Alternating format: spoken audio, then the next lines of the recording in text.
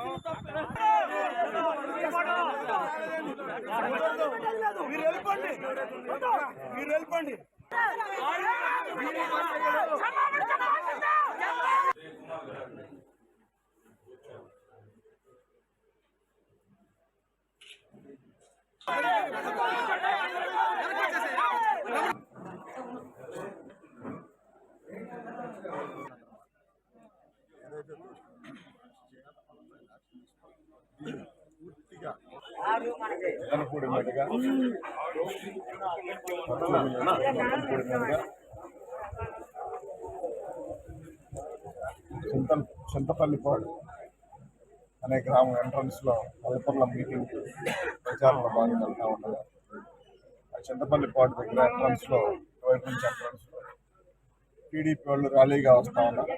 అప్పుడు బైకులు మన కారు పక్కకు వచ్చి పక్కన వాళ్ళు వెళ్తారు. వాళ్ళు ఎగిలి చేష్టలతో చంద్రబాబు నాయుడు సింబల్ చూపిస్తారు. పాటలు మార్చి సైకో అనే పాటలు పెట్టుకుంటూ పాటలు మార్చి కొంచెం హడావుడి చేస్తూ ఉంటే నేను సరే వాళ్ళు అట్లా చంద్రబాబు సింబల్ చూపిస్తారు, టైం అయింది అని చెప్పి రిక్వెస్ట్ నవ్వుకుంటా వెళ్ళిపోయి అన్నారు.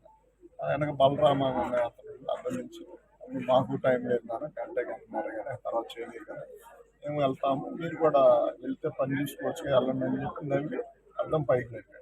అద్దం పైకి నెట్టే దాన్ని అలుసుగా తీసుకున్నాం. అంటే మేమేదో బెగ్ చేస్తున్నట్టుగా బతిలాడుతున్నట్టుగా ఈ బైక్ కారు చుట్టూ మూకుంది, బైక్ లేదురా వెనక పక్కన పెట్టి కారుని ఎగిరేస్తాను కుద్దటం, కర్ర ఏదో కర్రతో గుద్దు గుద్దినట్టు అనిపించి నేను వెంటనే కారు దిగి ఎదరికి వచ్చి చూస్తే కారుని నేను కారులో ఉన్నాను అనుకోని కారుని ఎగిరెగిరితంతా ఉన్నాను. చుట్టూ ఎవరినెవడో చూసుకోవడం వాళ్ళు చూస్తూ ఉన్నారు, ఎగిరెడుతుంటా ఉన్నారు.